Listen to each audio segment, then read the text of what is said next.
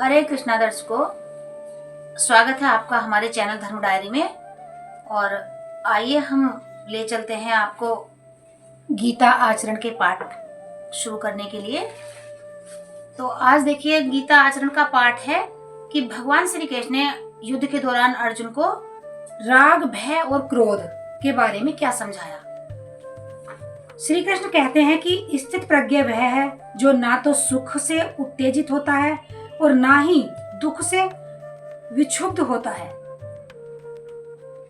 वह राग, भय और क्रोध से मुक्त होता है। यह श्लोक अध्याय 2 का 38वां का विस्तार है, जहां श्री कृष्ण सुख और दुख, लाभ और हानि, जय और पराजय के समान रूप से मानने को कहते हैं।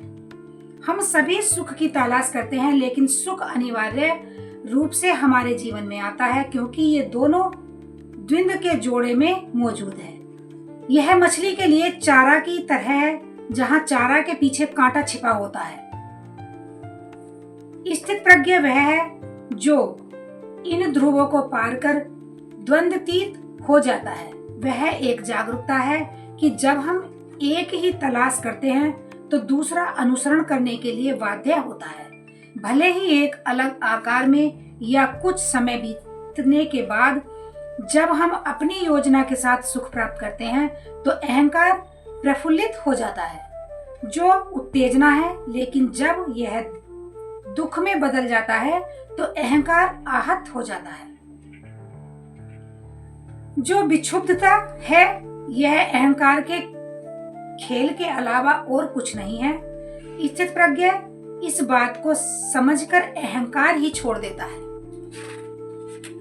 जब श्री कृष्ण कहते हैं कि स्थित प्रज्ञ राग से मुक्त हैं, तो इसका मतलब यह नहीं कि स्थित प्रज्ञ वैराग्य की ओर बढ़ता है। वह इन दोनों से परे की अवस्था में रहता है। हमें इस बात को समझने में कठिनाई होती है क्योंकि ध्रुवों से परे की स्थिति का वर्णन करने के लिए भाषाओं में शायद ही कोई शब्द है। स्थित प्रज्ञ भय और क्रोध से मुक्त है, लेकिन इसका मतलब यह नहीं कि वे उनका दमन करते हैं। वे अपने आप में कोई जगह नहीं छोड़ते ताकि भय और क्रोध प्रवेश करके अस्थायी या स्थायी रूप से रह सके। भय और क्रोध भविष्य का अतीत है, वर्तमान पर प्रक्षेपण है।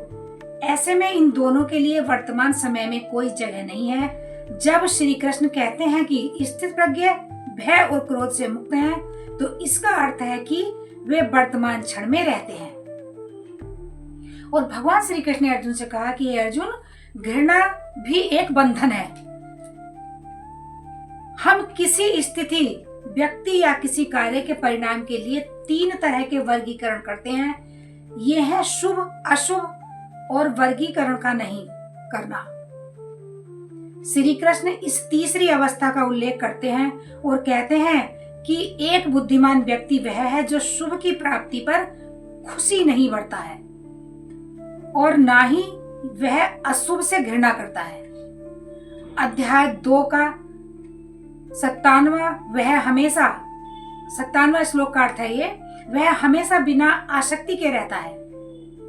इसका तात्पर्य यह है कि स्थित प्रज्ञ विभाजन को छोड़ देता है और तथ्यों के रूप में लेता है, क्योंकि विभाजन सुख और दुख की दुर्विधताओं का जन्म स्थान है।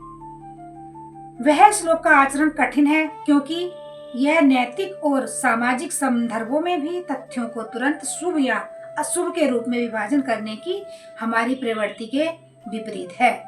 जब कोई बुरे के रूप में चिन्हित किए गए किसी स्थिति या व्यक्ति का सामना करता है तो घृणा और विमुखता स्वचालित रूप से उत्पन्न होती है।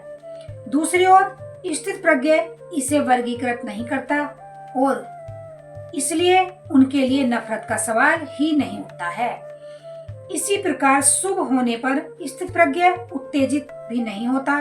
उदाहरण के लिए, हम सभी समय के साथ उम्र बढ़ने की प्राकृतिक प्रक्रिया से गुजरते हैं, जहां सुंदरता, आकर्षण और ऊर्जा खो जाती है।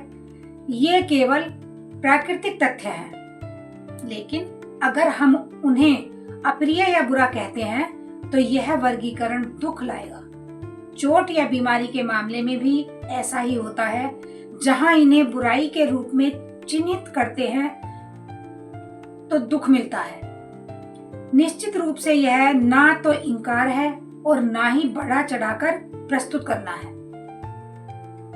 स्थितप्रज्ञ एक शल्य चिकित्सक की तरह स्थितियों को संभालता है, जो जांच के दौरान सामने आए तथ्यों के आधार पर शल्य चिकित्सा करता है। यह एक सुपर कंडक्टर की तरह है जो पूरी बिजली को गुजारती है। हम परिस्थितियों, लोगों या कर्मों से या तो जुड़ जाते हैं या उनसे विमुख हो जाते हैं। जुड़ने को आसक्ति समझना आसान है, लेकिन विमुख होना भी एक प्रकार की आसक्ति है। परंतु घृणा के साथ जब श्री कृष्ण कहते हैं कि स्थित प्रज्ञ अनासक्त है, तो उनका अर्थ है कि वे आसक्ति और विरक्ति दोनों को छोड़ देते हैं। आइए दोस्तों, इसी के साथ हमारा ये गीता आचरण का पाठ समाप्त करते हैं यहीं। जय श्री कृष्ण।